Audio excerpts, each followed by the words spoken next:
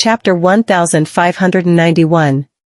However, Lisa did not reject the things Daisy gave her. Instead, she had accepted all her gifts again and again. She enjoyed them as if they were hers, and this could only mean one thing: Lisa herself was a born peacock. Knollys entered the private room and said, "I'm sorry. I was late." Tristan said, "Nope. You're right on time. The food hasn't been served yet." Knollys pulled the chair and sat down. He lifted his head and met Daisy's gaze. Daisy hastily averted her gaze. The adults were talking after the food was served, while Daisy buried herself in the food without saying a word. Colton thought Daisy was not happy because of Lisa. He turned to her and said, "Lift your head up, Daisy. Don't let some unknown person spoil your mood." Everyone knew who Colton was talking about, and Lisa's face sank. Knollys looked at her and teased, "Maybe we should order salmon for her. She could use the omega-3 in it to improve her brain function." When Daisy heard what Knollys said, she shouted exasperatedly, "I don't need it. You're the one who needs some omega-3 to improve your brain function." She did not put any effort into lowering her voice. Nicholas and the others put their utensils down and lifted their heads to look at them. "What's wrong? Why are you guys fighting against each other?" Tristan laughed and chimed in, "I'm sure they're just messing around with each other." Nicholas then said with a smile on his face, "This is good. Daisy is always fighting with Colton at home."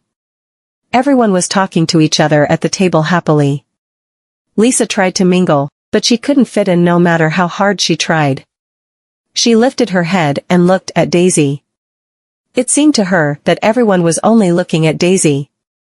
They would comfort her when she was angry or throwing a tantrum. No one would say she was annoying or scold her. Even Knollys.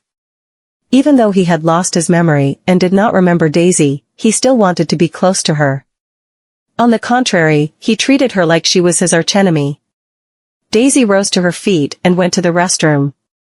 When she was on her way back from the restroom, she bumped into Lisa in the corridor. Lisa walked toward her with a grin on her face and greeted her.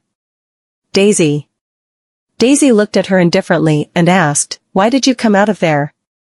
I feel awkward staying inside alone. Colton and Knollys don't seem to welcome me a lot." Lisa looked at the tip of her shoe and pouted aggravatingly. Daisy pressed her lips thin and looked at her calmly. After a short while, she asked, "Has your father gotten any better?" Lisa did not expect Daisy to remember her father. It had been half a month, and she thought Daisy had already forgotten about it. She forced a smile onto her face and replied, "Thank you for asking. My father is recovering well. Then bring me to see him tomorrow." Lisa froze. She suddenly realized that Daisy seemed to be asking about her father's condition too much. She retained the smile on her face and continued, "Daisy, why do you keep wanting to visit my dad?" "Because he's your father," Daisy replied with a sweet smile on her face. Lisa was skeptical. However, she felt that there was no way Daisy would be able to realize anything since Daisy was the most idiotic and naive girl she had ever seen. "Let's wait for a few more days. That was what you said last time, but you didn't come to me at all." Daisy pressed on, offering a sweet smile at Lucy. "I thought we'd become friends again? So, of course, I have to care about your father's well-being." Lisa bit her lips and continued to lie to Daisy. "Actually, my dad." "Yeah? He always thought that you were the one who made me unable to go to school. Even though I explained it to him, he wouldn't listen to me. That's the reason I didn't dare to take you to him. I'm worried that he..." It sounded like the perfect excuse to Lisa. She was certain that Daisy wouldn't keep asking her to bring her to her father. However, Daisy exclaimed, "You can't go to school?" Chapter 1592. Lisa nodded as she clenched her clothes tightly. "It's your family who ordered all the schools in Basburg to reject my applications, and now you act like you care? Huh. What a hypocrite." Daisy grabbed her hand and continued. In this case, I need to see your dad and explain to him. Lisa's expression changed, and she said nervously, I don't think there's a need for that. She averted her gaze and added, you don't need to explain to my dad, Daisy. Why? Daisy looked at her intently and asked, do you want your dad to keep having a misunderstanding about me? Lisa bit her lips and did not say anything. Lisa, you haven't changed a bit. Even until now, you're still lying to me. Daisy could not understand at all. If Lisa had admitted that her father was not sick and she was lying, she might have given her another chance. After all, everyone deserved a second chance. However, Lisa chose to keep lying to her. Lisa's expression changed. Daisy, what are you talking about? I've been to your house. Lisa froze. Daisy continued calmly. I wanted to prove that what you said was true. But your neighbor told me that your father wasn't sick and that he could still go to work. Suddenly, Lisa flung Daisy's hand away. So you're suspecting me? You're willing to believe what the neighbors say, and you don't even believe me? But it's true that you're lying to me. Lisa had disappointed Daisy before, so the latter did not have much hope for her. No, Lace was right. She was an idiot. If not, she wouldn't have believed everything Lisa told her in the past. However, she only believed in herself right now. Even though she did not see whether her father was physically ill with her own eyes, Lisa should not have brushed her off if she wasn't lying. Lisa did not expect that Daisy would suspect her and that she would go to the extent of going to her house to check if she was lying or not. After a short while of silence, she looked expressionlessly at Daisy again. She grabbed Daisy's arm and hissed through gritted teeth. So you went ahead and investigated me without my permission? Daisy, it's all your fault that I can't go to school. What do you mean by it's all my? Before Daisy could finish her sentence, Lisa took a step back and fell toward the corner of the wall. Daisy wanted to grab her, but she was too late. Lisa fell to the floor, and her forehead knocked on the wall. Nicholas and the others came out of the private room, and all of them saw what had just happened. What are you two doing? Lisa was sitting on the floor. Her eyes were red around the rims. The way she held back the tears that were rolling in her eyes would melt people's hearts, and the wound on her forehead was obvious. What was even more coincidental was that Daisy's arm had stopped in midair, and it looked as if she was the one who had pushed her to the floor.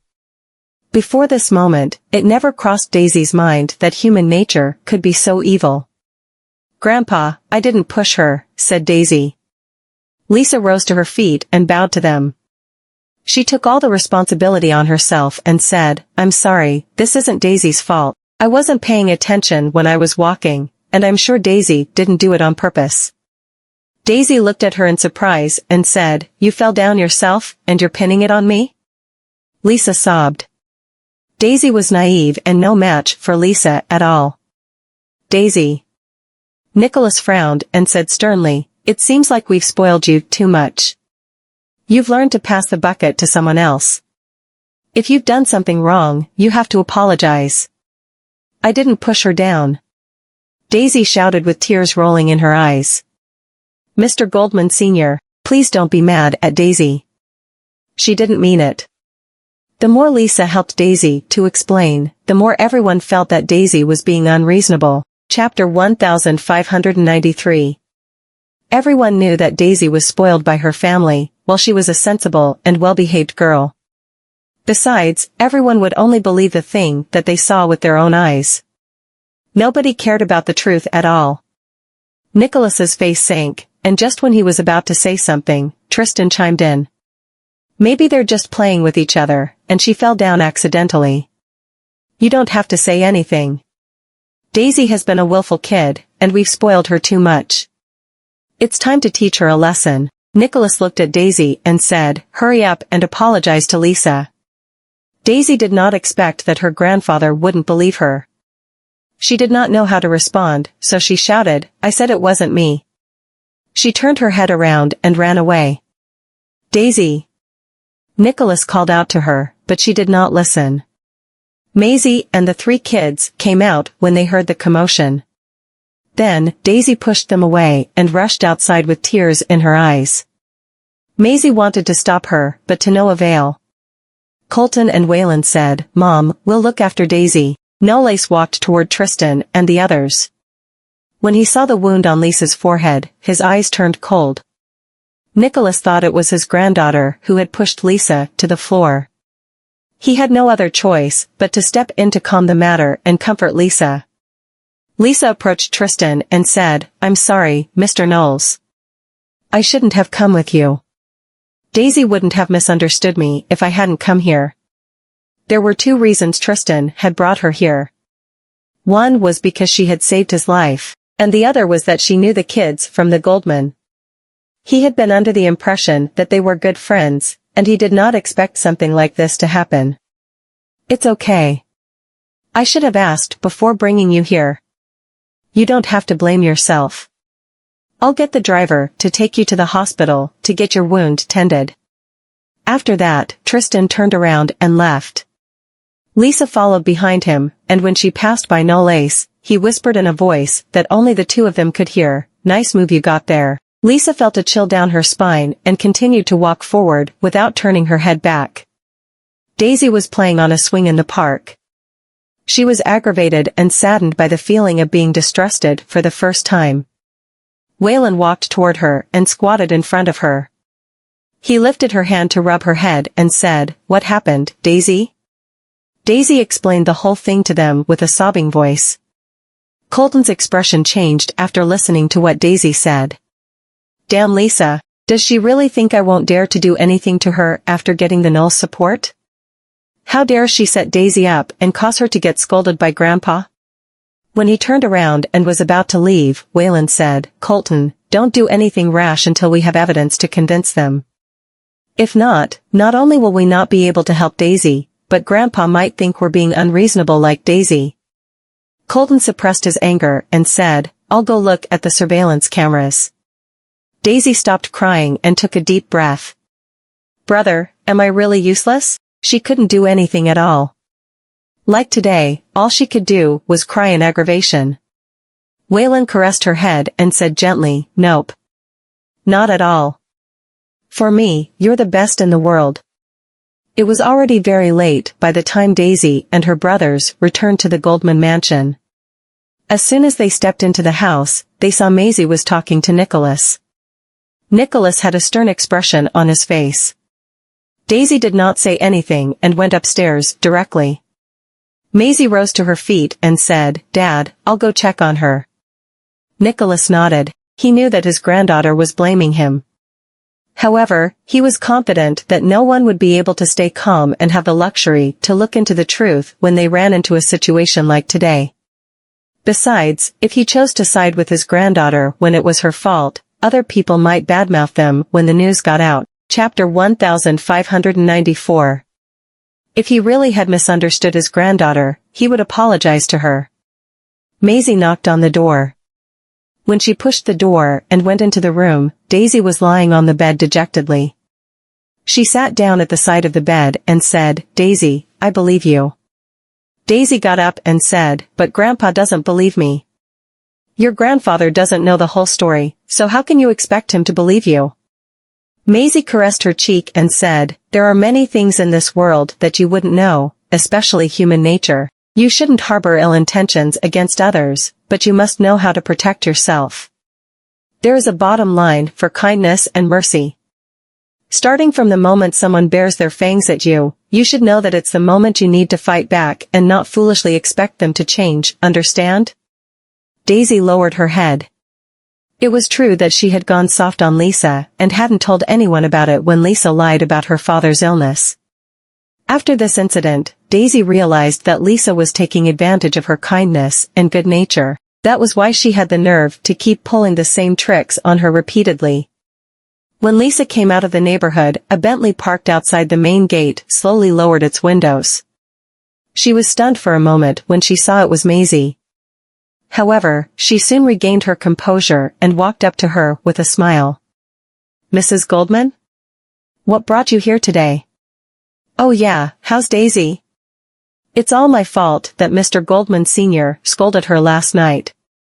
Maisie looked at her expressionlessly and said, "Stop it. Your tricks won't work on me. I'm sure you know whether it was Daisy who pushed you or you were the one who framed her." Lisa froze for a moment and lowered her face. "Mrs. Goldman, I didn't." Maisie stretched her arm forward and grabbed her chin. "Lisa, do you really think I don't dare to hurt you just because you're young?" Lisa's face turned pale, and Maisie's freezing gaze chilled her to the bone. All humans were the same. They would only prey on people who were weaker than them, and they would never pick on someone their own size. Lisa dared to target Daisy because she knew Daisy wouldn't do anything to her. Maisie released her and said, "Come in. You're coming with me to see Daisy's grandfather. I want you to tell him the truth." Maisie brought Lisa to the Goldman mansion. Not only Nicholas and Nolan were present, but even Tristan was there as well. Nicholas put the cup down and looked at Lisa sternly. "What happened last night? Did Daisy really push you?" Lisa clenched her fists tightly, and her face turned pale with every passing second. She took a glance at Maisie carefully, and Maisie squinted. "You'd better tell the truth." Even though Maisie did not finish her sentence, Lisa knew what she was talking about. She bit her lips and lowered her head. "Mr. Goldman Sr., I fell down myself that night. It wasn't Daisy's fault." Tristan turned his head and said, "See? I knew it was just a misunderstanding." "You've misunderstood Daisy." Nicholas sighed. "I was too impulsive that night. After all, I was worried that Daisy would really do something wrong." At that moment, Daisy came downstairs with her brothers. "You fell down, but you said it was me who pushed you down." Her voice was loud, and everyone turned their heads to look at her. Lisa was stunned and hastily explained, I didn't." "Yes, you have." Daisy stopped in front of her and continued. "You said your father was hospitalized because he was sick, but I heard from your neighbors that your father was not sick at all. I didn't expose you because I thought you must have your own reasons for lying to me, but I didn't expect you to frame me for pushing you down. You were the one who pulled my hand and fell to the floor. You just wanted my grandfather and Uncle Tristan to misunderstand me, right?" Lisa was astonished as she listened to what Daisy said. She did not expect that Daisy would expose everything. Tristan frowned and looked at Lisa inquisitively. Chapter 1595. It was true that Lisa had saved Tristan's life, but if everything that Daisy had said was true and that she had lied about her father's illness in order to gain his trust, then he would look at this girl in a new light and begin to suspect whether this girl had an ulterior motive for approaching him. He never thought there were kids who were as good as Nolan or the Goldman at manipulating other people. However, it seemed to him that he had underestimated Lisa. With those thoughts in mind, Tristan asked, "Is it true that your father fell sick, or is it not?" The shame and embarrassment that Lisa had never felt before filled her entire being. She admitted that she had lied but was unwilling to lose the Knowles' trust. After all, they were the only ones who could support her right now. Upon seeing that she was going to lose Tristan's trust, Lisa's eyes turned red around the rims, and she cried, "No. I didn't think about lying before. My father's health has indeed deteriorated." Daisy looked at her and said, "I'll ask my brother to contact your father now." Lisa nearly shouted out loud. Once they got in contact with her father, everything would be over. Colton brought his phone out and made the call. Lisa felt dizzy, and beads of cold sweat were oozing from her forehead. She was hoping that her father would not pick up the call, but the call still connected in the end. However, the one who answered the phone was not her father but a woman. The woman seemed rather nervous as she said, "Hello, are you Mr. Fraser's family member? I have Mr. Fraser's cell phone but can't reach his family." Colton was stunned and frowned. "Who are you?" The woman replied, "We're at the hospital right now. We received a report that Mr. Fraser was attacked just now. I tried to contact his family members, but his son didn't pick up the call." Lisa was dumbfounded, and her face turned pale. "Dad." She turned around and rushed out of the Goldman mansion. No one expected that something would happen to her father at the moment they made the call. Lisa rushed all the way to the hospital. She tried to contact her father through his phone, but to no avail. The female police officer had been waiting in the corridor, and Lisa ran up to her. "My father. How is he now?" "I'm sorry, girl. The doctors tried their best," the female police officer said in a sad voice. Since the deceased did not seem to have family members, the female police officer stayed behind to take care of the rest. She did not know that his daughter was still so young. Lisa's mind went blank, and she could hear nothing but buzzing in her head right now. The female police officer asked, "Where is your mother?" "My mother passed away a long time ago." The female police officer looked at her sympathetically. Liza was taken to the ward, and the hospital gave her a death notice. She looked at the person who was covered with a white cloth on the bed. She knew he was her father. She was sad but did not know why she couldn't cry. The female police officer wanted her to contact her relatives, but she did not save any of her relatives' phone numbers on her phone. Then, Ivanka showed up. Ivanka said something to the female police officer, and the latter went away. After that, Ivanka stood in front of Lisa and looked at her. "From today onward, you can join a prestigious family without any worries." Lisa was taken aback. She jerked her head up, and there was a hint of surprise in her eyes. Ivanka leaned forward and grabbed her chin. "Lisa, I have a lot of expectations for you, so I decided to move all the obstacles out of your way, including your father. After all, there's no way you can reach the top with your father dragging you down, right?" Lisa could feel her blood turning cold. Several days later, Lisa's father was cremated and buried. Ivanka paid all the expenses. Since Lisa had lost both her parents, she had become an orphan. She looked at her father's tomb. There was no expression on her face as a manic light flashed across her eyes. Chapter 1596. "Father, I'm sorry. But you can blame this on yourself for not being able to provide me with the life that I want." Lisa turned around and left. Soon, the news that shocked Daisy and the others was that Lisa, who had become an orphan, was adopted by Tristan as his goddaughter. In the suite, Knollys walked behind Tristan. "Uncle Tristan, are you sure that you want to take her in as your goddaughter?" Tristan lowered his gaze. "She no longer has parents, plus that child is rather pitiful." Lisa confessed to him that she had indeed concealed something about her father's health from him, but her father had been working extremely hard to maintain the whole family since her mother's death 3 years ago. Thus, it was normal for him to face some health issues. And the murder of her father must have hit her hard. Apart from that, he had no children, and the child had saved his life, so raising her as his goddaughter sounded fine to him. Knollys sneered. "You have too much trust in her." Tristan turned to look at him. "Knollys, why do you dislike Lisa so much?" Not only did he dislike her, but he could also feel Knollys' rejection of her. "She's a liar, so for that reason, there's no need for me to show her any respect." Knollys added before leaving the room, "I won't stop you if you insist on taking her in, but she can't use the last name Knowles, and I won't help her either." Knollys walked out of the guest room and met Lisa in the corridor. Lisa took the initiative to walk up to him. "Nala. Cousin Knollys." Nala's gaze looked exceptionally gloomy. "Do you think that you'll become one of the Knowles just because you've gotten into the family through your relationship with him?"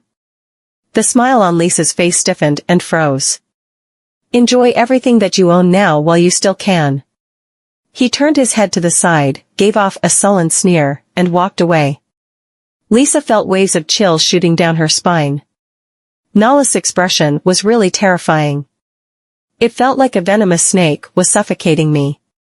But it doesn't matter. After following them back to Yarramore, we will have plenty of chances to get along while we live under the same roof. At that time, I'll also be able to develop a close relationship with Knollys. And one day in the future, Knollys will surely treat me as well as he does when it comes to Daisy." Knollys and Tristan were about to leave for Yarramore tomorrow. He came to bid Daisy goodbye, and the two went to the aquarium together. Daisy stood in front of the glass and stared at the fish in the water and all kinds of bright and beautiful corals. Her eyes were sparkling when she saw the scene. "It's so pretty." Knowles turned to look at her and responded with a light hum. "It's indeed very magnificent." Daisy thought of something, turned her head to the side, and met his gaze. "You're going back to Yarramore tomorrow, and Lisa will follow you back, right?"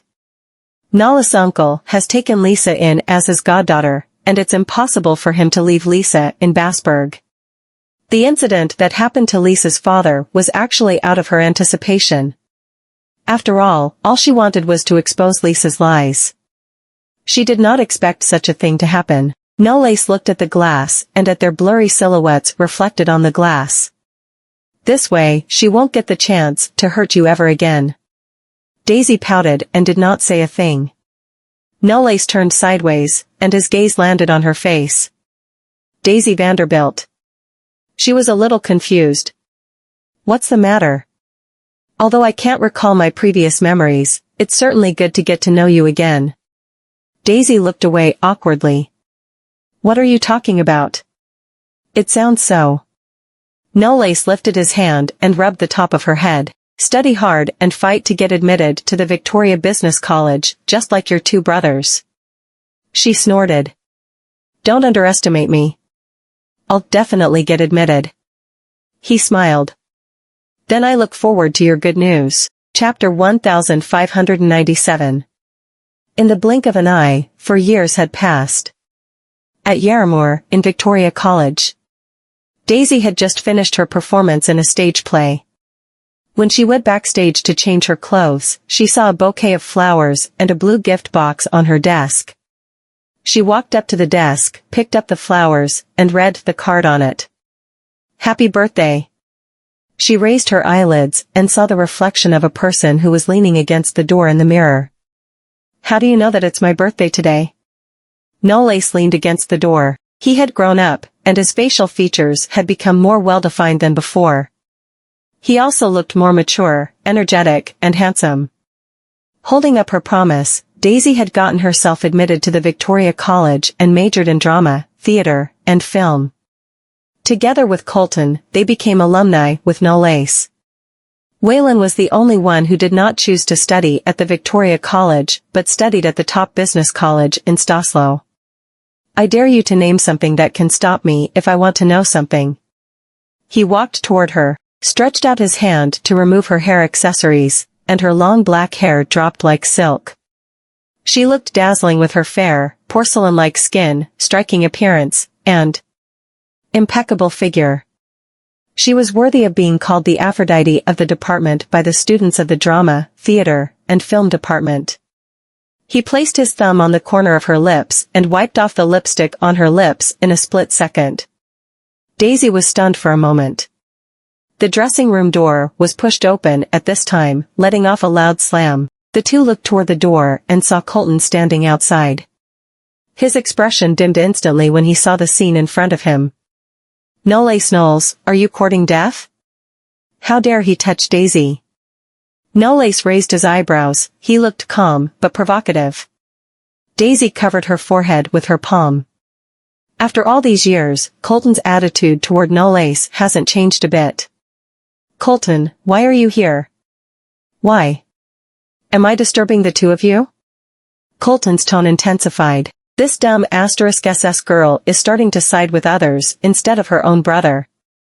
Daisy ran up to him and wrapped her arms around his with a grin. "Why would you think so? It's my birthday today. What present have you brought me?" Colton's expression turned even gloomier when it came to her birthday gift. "A bastard actually bought the gift that I searched for in advance and have had my eyes on for a long time. I'll make it up to you when I get the other gift ready." At that moment, Knowles picked up the blue brocade box. Colton paused for a short while, gnashed his teeth, and smiled. "It's you?" Knowles casually opened the brocade box, and laying inside was a sapphire brooch in the shape of a corolla, and its price was as high as 6 figures. "It seems we share the same taste. Stop trying to cotton up to me. I'll never share the same taste as you." Colton had been looking for a gift in jewelry magazines for some days and was planning to purchase it after a long search, only to find out that someone had already bought it before he did. Still, he did not expect it to be no lace. Daisy took the sapphire brooch and laughed. "This brooch looks pretty nice." No Lace tilted his head, looked at her, and approached her. "Glad to know that." Colton squinted slightly. Ever since Daisy was also admitted to the Victoria College, this bastard has never left Daisy's side. He's like a honeybee that has found itself a jug of honey. "I'm not dumb." No Lace is clearly trying to court Daisy. And his actions are getting more and more blatant. Colton stepped forward, pulled Daisy behind him, and glared at No Lace. "You, step away from her." No Lace arranged his sleeves slowly. "But Daisy is already an adult. It was her 18th birthday today. So what? You won't stand a chance." Colton took Daisy away. Daisy was taken out of the room and into the corridor by him. She gradually returned to her senses and gave off a helpless expression. "Colton, he's just here to celebrate my birthday." Chapter 1598. "But does he have to be so close to you to celebrate your birthday?" Colton let go of her and tapped her forehead with his index finger. "How much longer do you need me to worry about you?" Over the years, he had been on guard against No Lace as if he were a thief. Now that his sister had turned 18, she would definitely be taken away if he did not pay enough attention to her. Daisy rubbed her forehead and sneered. "I'm no longer a girl who needs my brother's protection. Okay, our parents have already come to Yarramore just to celebrate their little princess's birthday. Now go and dress up well for tonight. Our little princess must be the center of attention during her birthday celebration." Even though Daisy had come to Yarramore to further her studies, Maisie and Nolan would come abroad and hold a banquet for her to celebrate her birthday every year. It used to be a small birthday party, but it was different this year because it was doubled as her coming-of-age ceremony. Hence, it was very important to all of them. Daisy crossed her arms and smiled. "Don't worry, Colton. I won't let that happen." It was a summer night, and the breeze was rather cooling. The entire prosperous and exotic-looking city looked like it came out of a science fiction dream because of all the neon lights. The decoration of the banquet hall looked extremely luxurious, high-profile, and grand. The decoration was dominated by Daisy's favorite blue roses, balloons, puppets, and a castle, making it a feminine birthday party. When the daughter of the Goldman came to study in Yarramore, she received much media attention. She was Mr. Hathaway's niece. Even Strix from the metropolis of Morwich had come to celebrate her birthday in previous years, and the Knowles, which had started to rise in recent years, were no exception. That was why all the socialites, plutocrats, and nobles would attend the banquet to show their respect for the organizer. This grandeur was not something any normal family could compare to. The people who entered the banquet hall were dressed in glamorous clothes and had extraordinary identities. The daughters and sons of wealthy or noble families, socialites, and even celebrities would all be there. Yorick carried his daughter, who was a few years old, and arrived at the banquet together with his sweet wife, Zyla. He had grown a beard. The past years had barely left any wrinkles on his face, but he gave off a more mature and dignified charm. Maisie and Nolan did not seem to have changed much either. They were the same as before. "Look who's here." Maisie turned her head, put down the wine glass in her hand, and gave off a warm and gentle smile. When the girl in Yorick's arms saw Maisie, she happily reached out, asking for a hug. "Auntie, hug." Maisie grabbed the little doll into her arms and could not help but pinch her chubby cheek. "I haven't seen you for a year, and you've gained weight." Zyla was redoing her short braid. Her father pampers and spoils her with all sorts of food and beverages daily. How can she not gain weight? Yorick was also very fond of his daughter, Xena. After all, she was his only daughter. And his love for his daughter was vividly displayed in her physique. Xena was not afraid of any stranger and would allow anyone to hug her. Maisie had hugged her before long ago, so she directly asked for a hug today. Yorick wrapped his arm around Zyla's waist. Our daughter looks cuter when she's chubbier. Zyla looked around. Are our protagonists not here yet? Nolan lowered his gaze and took a glimpse at his watch. That kiddo Coleman told me that they would arrive at 8 o'clock. I think they'll arrive in a few minutes. At that moment, the banquet hall doors were slowly pushed open. Daisy wrapped her arm around Colton's arm as they stepped into the banquet hall. Her starry blue gauze dress made her look like a fairy, and it was coupled with her snow-white complexion and long curly hair. She looked pure and enchanting. Dad, Mom. Daisy trotted forward with her dress, and the smile on her face was as sweet as ever. Maisie put Xena down, placed her hands on Daisy's shoulders, and took a good look at her. Daisy, you look really glamorous tonight. Chapter 1599. Nolan looked at Maisie, who was standing right next to him. She's our daughter. How can she not look breathtakingly good? Daisy hugged Maisie and Nolan. Mom, Dad, I'm so happy that you've come to celebrate my birthday again. Maisie stroked her hair. It's our little princess's coming-of-age ceremony, after all. How could your father and I miss this party? The birthday banquet was about to begin. All the distinguished guests were enjoying scrumptious food and smooth wine. They were all elegant and very chatty. It was only natural for Nolan and Maisie to entertain all their guests. Daisy and other socialites got together to drink and chat. Some of them were Daisy's alumni or course mates. Why didn't young Master Knowles attend your birthday party? Daisy was astonished by the question and replied with a smile, perhaps he'll be late. I realized that young Master Knowles pays quite a lot of attention to you in college. Is it possible that he's courting you? Daisy was choked by the champagne that she had just gotten down her throat, covered her mouth, and coughed. Her oracles blushed as if they were on fire. Are you girls messing with me? The lady swayed her index finger. Nah, we're not messing with you. Everyone in the college is watching you guys, and we're sure that young Master Knowles has a thing for you. Knowles has a thing for me? Daisy lowered her gaze. She was unsure if it was because of the champagne, but her cheeks began warming up. Throughout the past few years, after Colton and I got admitted to the Victoria College, Knowles has always been by my side, but aren't we just friends? He's taken a fancy to me? You've got to be kidding me. At that moment, the members of the Knowles who had arrived late attracted the attention of everybody in the hall. In previous years, Knowles would only come with his parents or Tristan. But it was different this year. There was someone who was not invited, Lisa Fraser.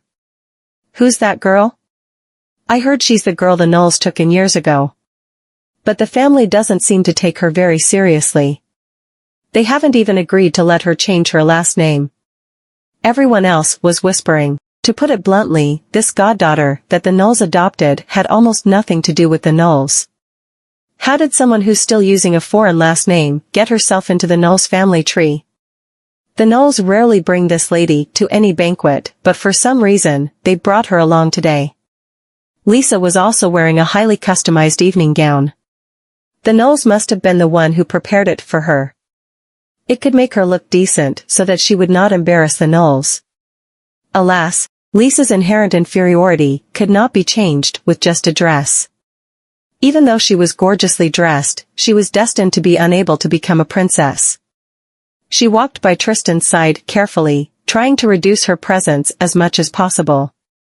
However, it was Daisy's birthday today, so no matter how much the Goldmans disliked her, they did not show it on the spot. Tristan took her to Daisy and handed her the present that he had prepared. Daisy, happy 18th birthday. Thank you, Uncle Tristan. Daisy accepted it with a grin. Nolan came over with a wine glass. Why didn't you bring Knowles along? What he really meant was why Tristan would bring a goddaughter who was not related to him by blood instead of his nephew. Tristan explained helplessly, Knowles is on his way. Why would he miss Daisy's birthday? Lisa also took the initiative to give Daisy a gift. Daisy, happy birthday. I made this myself, and I hope you won't dislike it. Daisy accepted it out of her respect for Tristan and gave off a faint smile. Thank you. She turned her head and placed the gift on the table. She would keep all the presents given to her by others, but she placed the gift she received directly on the table, which made Lisa look a little embarrassed. Chapter 1600. Lisa had finally persuaded Tristan to bring her to the banquet. She also thought that with so many influential individuals present, the Goldman would not make things difficult for her to preserve their reputation. She had come to the Knowles 4 years ago, thinking she could get into Yarramoor's upper social class with the power of the Knowles. However, Nala's parents did not like her very much. She had assumed that Tristan could persuade them to change their opinion about her, but Tristan told her that Knowles was the one who would make all decisions in the Knowles. She originally thought it was perfunctory. After all, Knowles was the same age as her, so how would he have the authority and guts to order the family's elders around? But she was really wrong. In the Knowles, even Tristan had to listen to him. Even Nala's parents would not dare to force Knowles into doing anything he did not want to do. Knowles was only 14 years old back then. He did not only need to go to school, but also ran a company. All the servants in the Knowles mansion always treated him respectfully and addressed him as the young master of the Knowles. She used to think that as long as she could lick Tristan's boots long enough and become his goddaughter, then she would be able to make Knowles listen to her. It was not until 4 years had passed that she realized how outrageous her original idea was. Had she known that Knowles was the most powerful person in the Knowles, she would not have worked so hard to get Tristan's trust. She believed she could get along well with Knowles and get him to change his opinion about her, but it just so happened that Daisy got admitted to the Victoria College in the end. With Daisy as an obstacle, Knowles could never change his attitude toward her. Lisa bit her lip secretly. It would be great if Daisy could just get lost. The atmosphere in the hall was very lively and boisterous, and Daisy walked up to the stage and picked up the microphone. It's my birthday and my coming-of-age ceremony today. I'm very grateful for everyone who's here to join me. So, I sincerely hope that everyone will have some fun tonight. The celebrities and socialites in the audience cheered. And it was time to dance. The first dance of Daisy's coming-of-age party was with her brother, Colton. The two of them danced in the center of the crowd, and she was shining like a star under the lights. They looked like the prince and princess of a fairy tale. After a dance, the lights in the hall dimmed all of a sudden. Nobody knew why, but they thought it was all arranged. At that moment, a silhouette approached Daisy. He stopped behind Daisy and extended his hand humbly and politely. Your Royal Highness Princess Goldman, may I have the following dance? Daisy was stunned and slowly turned to look at the person standing behind her, who was wearing a Venetian mask. Despite the mask, it was not hard to recognize him. Knowles, you. Shoo. Knowles did not wait for her to finish her sentence before he took the initiative to hold her hand, placed the other hand on her waist, and approached her ear. If I were to ask you for a dance in an upright manner, your brother would definitely reject me on the spot, wouldn't he? Daisy chuckled. So that's why you put on a mask and dimmed the lights? Knowles looked down at her. Smart. The lights at the scene came on again, and when Colton reacted to the sudden change, it was already too late. The masked man looked uncannily like Knowles and had invited his sister to dance with him while he was not paying attention, so Colton's expression dimmed. The light incident was probably his idea. Zyla walked to Maisie's side. Your daughter and young Master Knowles make quite a match, don't they? Maisie laughed. Oh really? My husband told me that Knowles has a promising future and might sell like hotcakes in the future. From what I see, Daisy is having a major head start over any other young lady out there. Maisie shook her wine glass. Don't worry. Nobody can tell what will happen in the future.